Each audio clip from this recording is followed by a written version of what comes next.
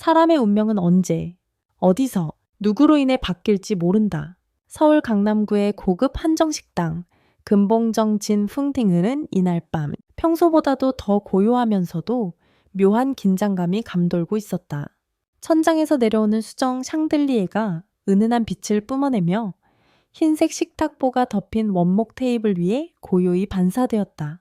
좌우에는 고급 한복과 수트를 입은 중장년층 고객들이 오랜만에 만남을 나누며 낮은 목소리로 웃음꽃을 피우고 있었고, 은잔이 서로 부딪히며 울리는 소리는 마치 조용한 국악의 한 대목 같았다.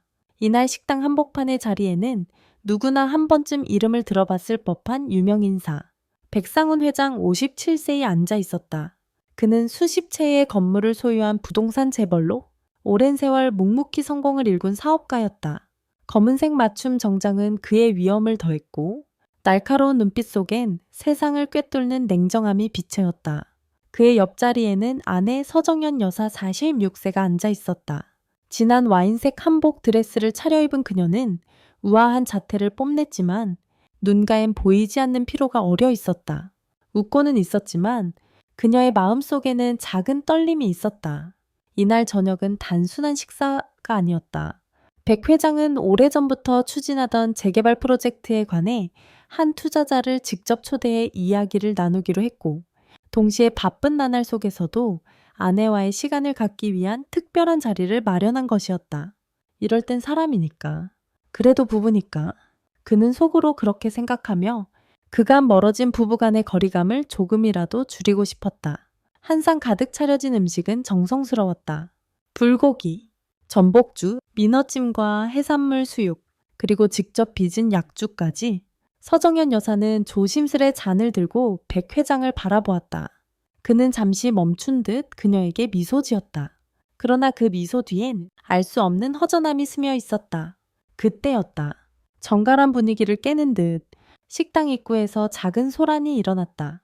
종업원이 어딘가 당황한 얼굴로 무언가를 막으려 하더니 작고 앙상한 몸매의 소녀가 갑자기 식당 안으로 뛰어들어왔다.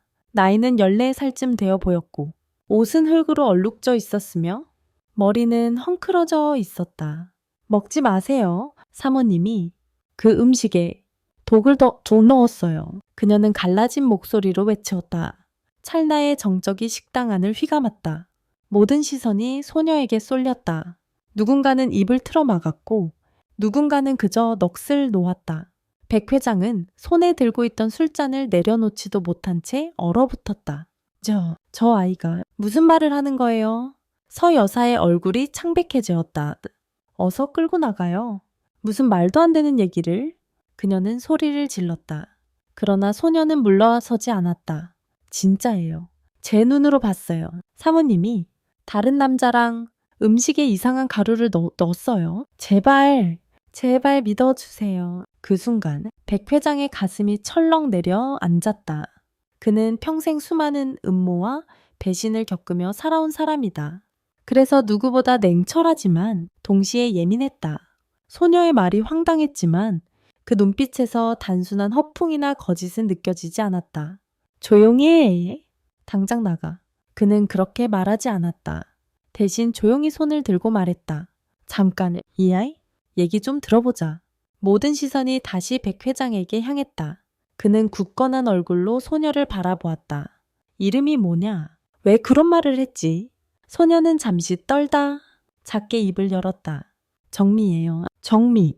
저는 똑똑히 봤어요. 그분이 음식에 이상한 가루를 넣는 걸. 정미의 말은 단순한 아동의 상상이라고 보기엔 너무 구체적이었다. 식당 안은 숨조차 삼키기 어려운 침묵에 잠겼다. 사람들은 수군대기 시작했고 어떤 이들은 서정연 여사를 의심의 눈초리로 보기 시작했다. 서 여사는 어이없다는 듯 고개를 저었다. 말도 안 돼요. 제가 남편을 독살한다고요. 전 음식도 못 만지는 사람입니다. 손에 뭐 묻는 것도 질색하는 거 아시잖아요? 그러나 백 회장의 눈은 흔들렸다. 수년 전부터 그가 느꼈던 거리감, 회의, 그리고 부인의 점점 늦어지는 기가, 그런 것들이 퍼즐처럼 머릿속에 퍼지기 시작했다. 그는 손에 쥐고 있던 젓가락을 조용히 내려놓았다. 음식, 검사하자. 혹시 모르니까. 식당 주방장이 식은땀을 흘리며 다가왔다. 회장님, 저희 식당은 재료부터 조리까지 모두 철저하게 관리되고 있습니다. 이런 일이 있을 수 없습니다. 그건 나도 안다. 하지만 혹시 모르니까 검사해. 백 회장은 냉정한 목소리로 말했다. 곧바로 직원이 주방에서 가니 독성 검사 키트를 들고 나왔고 한쪽에서는 그의 지시로 병원과 연계된 응급 진단팀이 호출되었다. 그 와중에도 정민은 한 구석에 조심스럽게 몸을 웅크리고 있었다. 그녀의 눈엔 두려움과 간절함이 뒤섞여 있었다. 회장님, 저 진짜로 거짓말 안 했어요. 그냥 죽는 거 싫어서. 그 말에 백 회장의 가슴이 다시 한번 무너지는 듯 했다. 그는 조용히 소녀 쪽으로 다가가 앉았다. 미애야, 너 이 음식에 뭔가 들어가는 걸 직접 봤다고 했지. 소녀는 고개를 끄덕였다. 그 작은 얼굴엔 겁먹은 토끼 같은 불안이 어려 있었다. 사모님이 어떤 남자랑 식당 뒤편에서 만났어요. 회색 점퍼 입은 남자요. 그 사람이 무슨 하얀 가루를 주면서 꼭 넣으라고 했어요. 그리고 그걸 사모님이 주방으로 들고 들어갔어요. 백 회장의 눈에 분노가 스쳐갔다. 그는 서 여사를 바라보았다. 그녀는 갑자기 입술을 굳게 다물고 아무 말도 하지 않았다. 표정은 점점 굳어졌고 손은 떨리기 시작했다. 마침내 검사 결과가 도착했다. 검사관이 조심스럽게 말했다. 정확한 독성 여부는 정밀 검사 후에야 알 수 있지만 일반 음식에선 검출되지 않는 성분이 검출되었습니다. 식당 안이 술렁였다. 누군가 작은 탄성을 질렀고 누군가는 벌떡 일어나 식당을 떠났다. 그 모든 소란 속에서 백 회장은 조용히 말했다. 오늘 저녁 식사는 여기까지입니다. 전니엠치 여기까지입니다. 모두 돌아가십시오. 그러곤 그는 식당 관계자에게 조용히 지시했다. 아이, 따로 방 하나 줘. 따뜻한 밥과 이불도 오늘은 여기에서 재워라. 식당 주방장이 눈을 크게 떴다. 회장님, 이 아이가 지금 말한 내용은 명예훼손에 해당할 수 있는 알라. 하지만 난 지금 진실이 더 중요해. 그는 단호했다. 그리고 서정견 여사는 입술을 깨물며 자리를 박차고 일어났다. 그녀의 구두 소리가 대리석 바닥을 울렸다. 백 회장은 그 뒷모습을 바라보며 생각했다. 정연은 왜 아무 말도 못하지?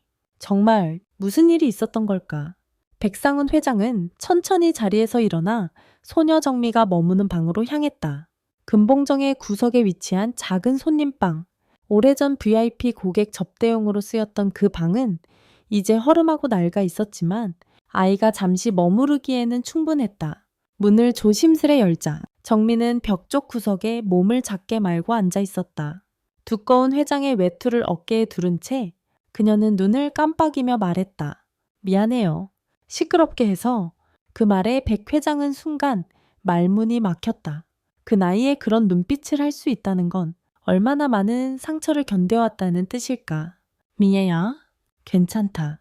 너는 용기 있는 아이야? 지금 이렇게 말해줘서 정말 고맙다. 그는 낮은 목소리로 말했다.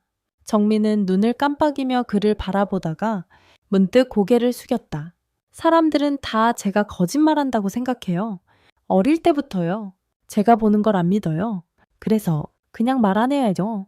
근데 오늘은 그냥 도저히 안 되겠더라고요. 그녀의 목소리는 떨렸고 손은 자꾸 옷깃을 비볐다. 그 모습에 백 회장은 조심스럽게 다가가 앉았다. 그래서 말인데 너 혹시 예전에 부모님이랑 같이 살았을 때 기억나는 게 있어? 정민은 한참을 망설였다. 그러다 조용히 입을 열었다. 엄마는 병원에 오래 있었어요. 간병비 때문에 아빠가 공사장 일을 했고 잠시 숨을 고르고 그녀는 말을 이었다.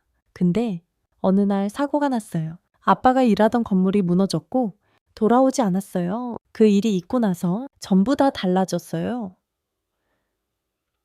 안녕하세요. 백 회장의 눈에 순간 섬광처럼 스친 장면이 있었다. 3년 전 자신이 소유한 건설 현장에서 있었던 대형 붕괴 사고, 그 일은 협력업체 책임으로 넘어갔고 그는 정식 보고만 받았을 뿐 피해자 하나하나에 대해선 깊이 알지 못했다. 그 공사 현장이 어디였는지 기억나니? 정민은 고개를 저었다. 잘 몰라요. 너무 어렸고 그냥 이름이 무슨 센터였던 것만 기억나요. 백 회장의 가슴이 철렁 내려앉았다. 그는 그제야 문득 깨달았다. 이 아이의 고통에 어쩌면 자신이 책임이 있을 수도 있다. 그는 조용히 입을 열었다. 미애야, 오늘부터 여기서도 타서 여기서 조금만 쉬고 있어. 나는 너를 믿고 있고 너를 지킬 거야. 그리고 내 아버지 일도 내가 꼭 확인해 볼게. 정민은 눈을 크게 떴다. 처음으로 얼굴에 작은 희망이 스쳤다. 하지만 그 희망 뒤엔 또 다른 두려움이 숨어 있었다. 근데 그 사람이 다시 오면 어떡해요? 안경 쓴 아저씨, 회색 옷 입은 그 사람, 저 죽일지도 몰라요. 그녀는 몸을 움츠렸다. 그 순간 백 회장은 오래전부터 자신이 쌓아온 세상이 이제 와서 그를 정면으로 시험하고 있다는 것을 느꼈다. 그 사람도 반드시 밝혀낼 거야. 걱정하지 마. 그는 굳은 다짐처럼 말했다. 다음 날 이른 아침, 백상훈 회장은 금봉정을 떠나지 않았다. 하룻밤을 지새운 얼굴엔 피로가 고스란히 묻어 있었지만 그 눈빛은 어쩐지 더 단단해져 있었다. 그는 이대로 상황을 흘려보낼 수 없었다. 이제는 도망치지 않고 정면으로 마주할 때였다. 비서 강 팀장, 지금 바로 건우건설 자료 가져와. 3년 전 대형 붕괴 사고 때 쓰던 협력업체 리스트도 다. 그의 목소리는 짧고 단호했다. 그날 오후 사무실로 옮겨온 서류 더미 속엔 익숙한 이름이 하나 눈에 들어왔다. 이창근, 전 협력업체 팀장, 회색 점퍼, 안경 착용, 중년 남성. 정미가 말한 인상착의와 일치했다.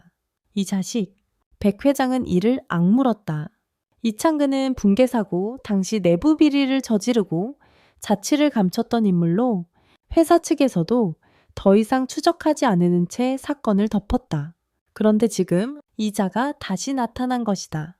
그는 곧바로 한 사람에게 전화를 걸었다. 김기훈 형, 나 상훈이야. 예전 형사님한테 좀 도와달라고 하면 안 될까? 김기훈은 백 회장의 대학 선배이자 전직 강력계 형사였다. 지금은 은퇴했지만 민간 조사와 감시 활동을 도와주는 신뢰할 수 있는 인물이었다. 그래, 말해봐라. 무슨 일이냐? 백 회장은 정미의 이야기, 식당에서의 사건, 그리고 이창근이라는 인물에 대한 의심을 모두 털어놓았다. 기훈은 한참을 듣더니 낮게 한숨을 내쉬었다. 이거 단순한 일이 아니구먼. 그놈 이름 나도 기억나. 예전에도 폭력배랑 엮였다는 소문 있었지. 지금쯤이면 그는 잠시 말을 끊고 말했다. 내가 한번 알아봐 줄게. 너도 조심해라. 상훈아, 내 주변부터 이미 타깃일 수 있다. 전화를 끊은 뒤 백 회장은 창밖을 바라보았다. 햇살이 내려쬐는 도심의 빌딩 숲이 어째 차갑고 낯설게 느껴졌다. 그 가운데서 그는 오직 한 사람의 얼굴이 떠올랐다. 서정연, 그의 아내. 그리고 지금 이 모든 일의 한가운데 있는 사람. 정말 그녀가 그 이창근이라는 남자와 손을 잡고 자신을 해치려 했던 것일까? 아니면 협박당한 것일까? 수십 번 머릿속에서 질문이 맴돌았다. 하지만 확실한 건 단 하나. 지금 그는 진실을 외면할 수 없다는 것이었다. 잠시 후 강 팀장이 다급히 들어왔다. 회장님, 큰일입니다. 정연 여사님, 지금 집에 안 계십니다. 핸드폰도 꺼져 있고 차량 GPS도 끊겼습니다. 백 회장의 눈동자가 흔들렸다. 정연이가 사라졌다고. 그의 머릿속에 어젯밤 정미의 말이 번개처럼 스쳤다. 그 사람이 다시 오면 저 죽일지도 몰라요.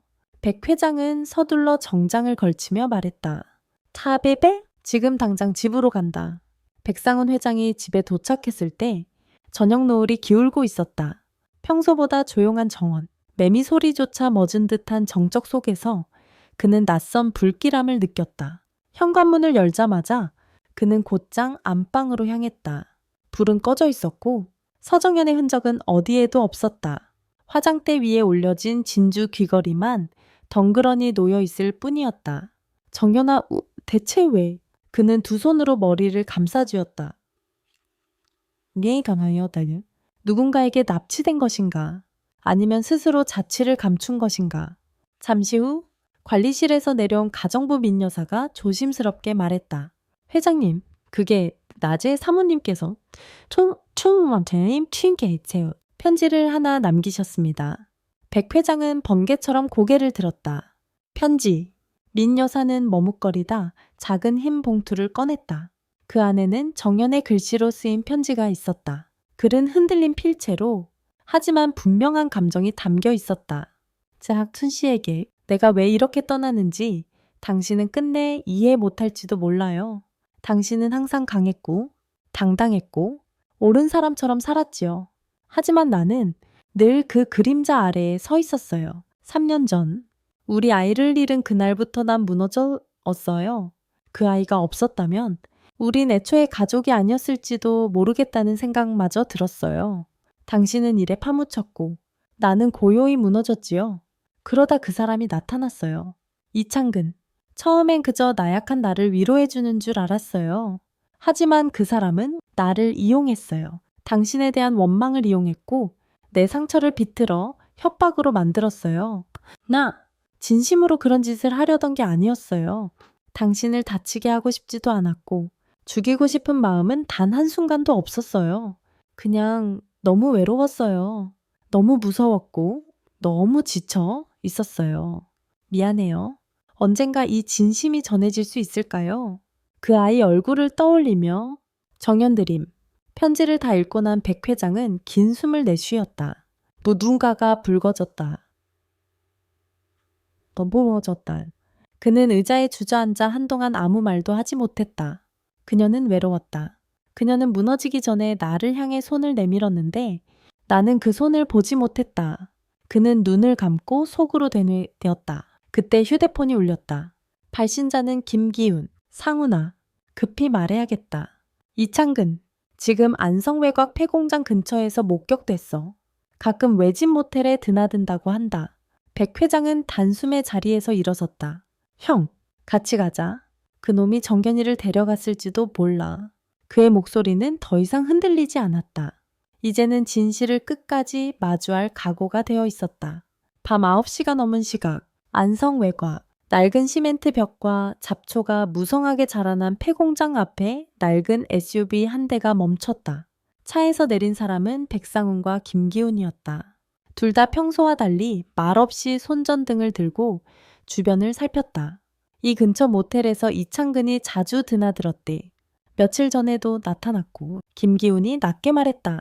폐공장 안은 바람소리와 쥐소리뿐. 한쪽 구석에 희미한 불빛이 새어나오는 낡은 창고가 눈에 들어왔다. 백상훈은 주먹을 꽉 쥐었다. 들어간다. 그들은 조ሾ로꺼가 되네. 예? 게 문을 탁 미장인다. 그리고 그 안에서 백상훈은 믿을 수 없는 광경을 마주했다. 서정연.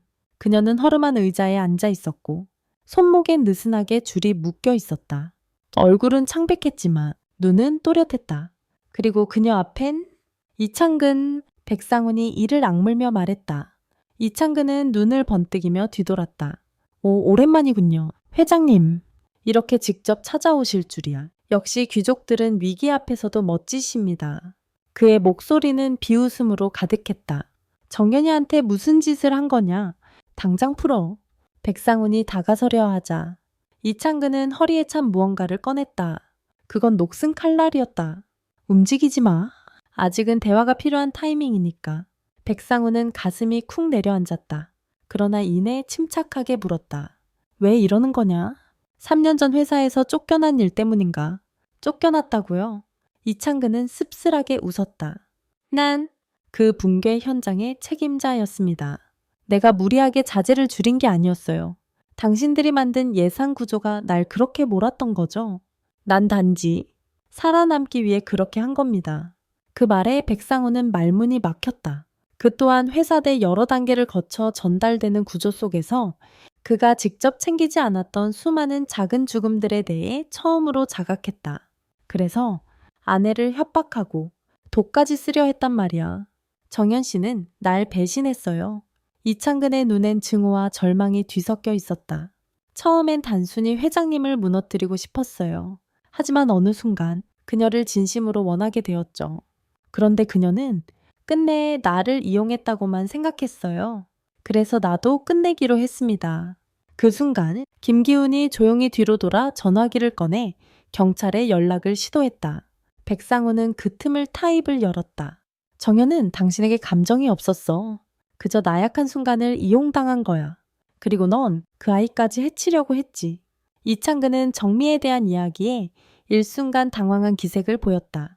그 꼬마가 이 모든 걸 망쳤지. 가만뒀다면 계획대로 됐을 텐데 그 말에 백상우는 결국 달려들었다. 순간의 격투. 나리선 칼이 그의 팔을 스쳤지만 김기훈이 뒤에서 달려들며 이창근을 제압했다. 경찰 사이렌이 멀리서 들려오고 있었다. 서정현은 눈물을 흘리며 자리에서 일어났다. 상훈 씨.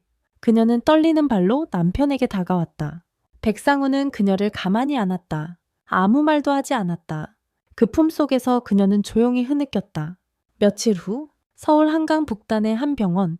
햇살이 창가를 비추는 병실 안 백상훈 회장은 조용히 창밖을 바라보고 있었다. 파란 봉대가 감겨 있었지만 그보다 더 무거운 것은 가슴 속의 감정이었다.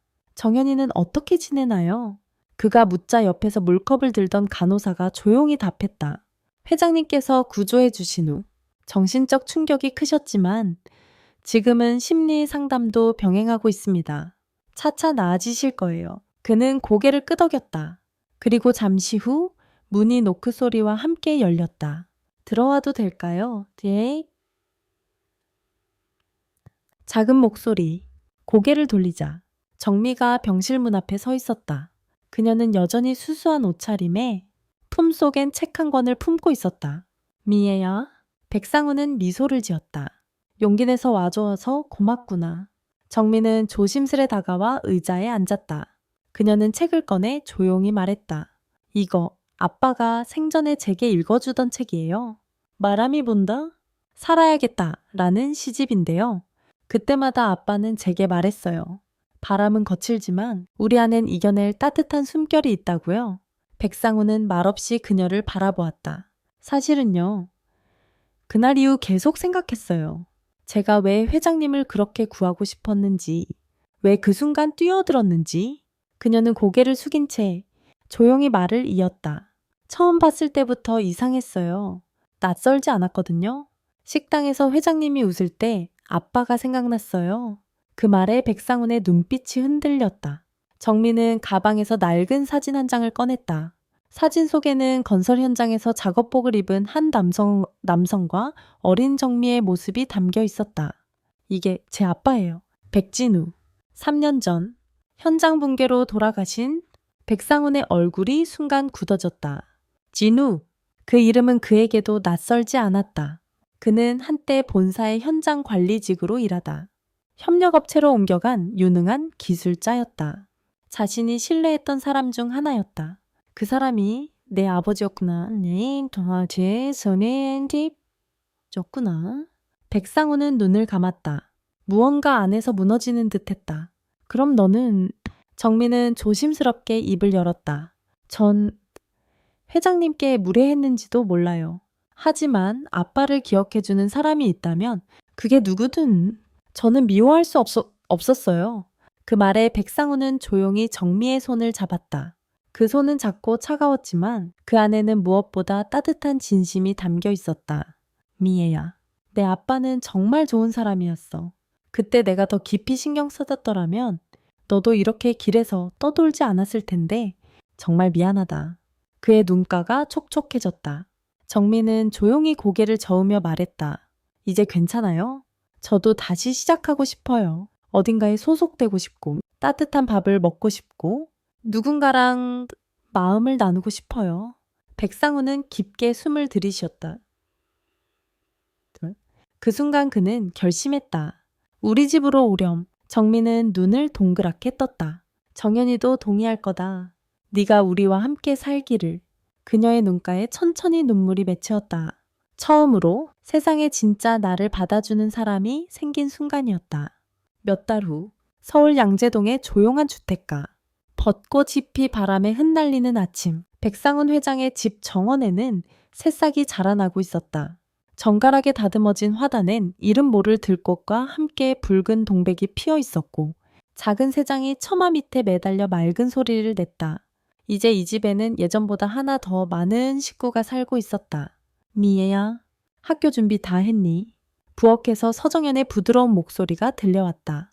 그녀는 여전히 감정의 회복 중이었지만 얼굴엔 예전보다 한결 부드러운 빛이 스며 있었다. 그녀는 미애를 엄마처럼 돌보았고 미애는 조심스레 그 따뜻함에 몸을 기대기 시작했다. 네, 이모. 가방 챙겼어요. 도시락도요. 미애는 이제 이모라고 부르지만 마음속에선 점점 엄마란 단어를 자연스럽게 떠올리곤 했다. 식탁에선 백상훈이 신문을 넘기며 고개를 들었다.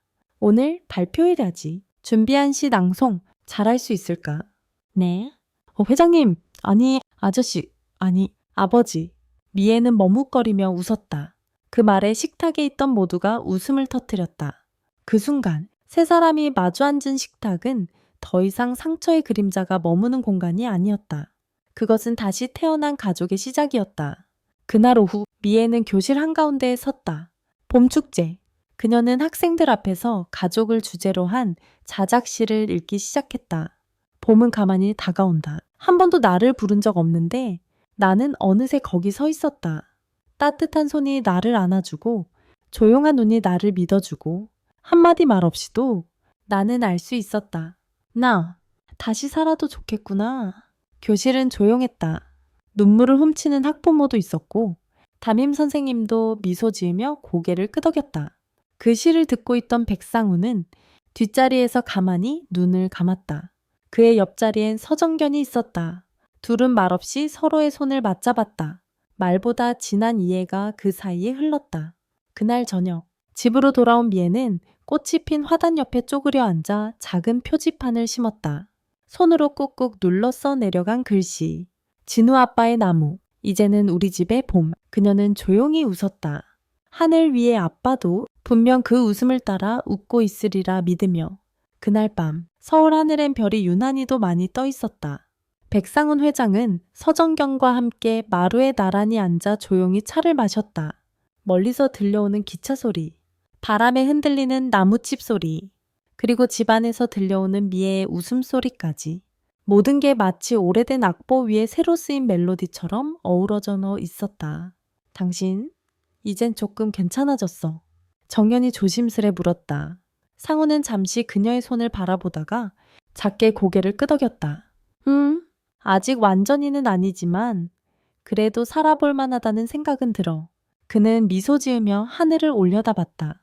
무너졌던 믿음도, 상처뿐이던 시간도 누군가의 손길로, 말 한마디로, 한 번의 용기로 조금씩 회복될 수 있다는 걸 그는 처음으로 실감하고 있었다. 이야기는 아직 끝나지 않았다. 진실은 드러났지만 이들이 앞으로 걸어가야 할 길엔 여전히 많은 질문과 선택, 그리고 새로운 관계가 기다리고 있을 것이다. 그리고 정미의 삶 역시 이제 막 다시 시작된 셈이다. 과연 그녀는 잃어버린 어린 시절을 어떻게 회복할 수 있을까? 백상훈과 서정견은 다시 완전한 가족이 될 수 있을까? 그 모든 이야기는 아마도 다음 봄, 그들이 또 한 번 시험대에 오를 때 다시 펼쳐질지도 모른다. 이 이야기가 여러분 마음에 작은 울림이 되었기를 바랍니다. 지금 이 순간 한 사람의 진심이 또 다른 사람의 삶을 어떻게 바꿔놓을 수 있는지를 조용히 되짚어보는 시간이 되었으면 좋겠습니다. 이야기의 다음 장을 함께 걸어가고 싶으시다면 좋아요와 구독, 댓글로 여러분의 생각을 나눠주세요. 여러분의 관심이 다음 이야기를 만드는 큰 힘이 됩니다. 곧 다시 더 깊어진 이야기로 찾아뵙겠습니다. 감사합니다.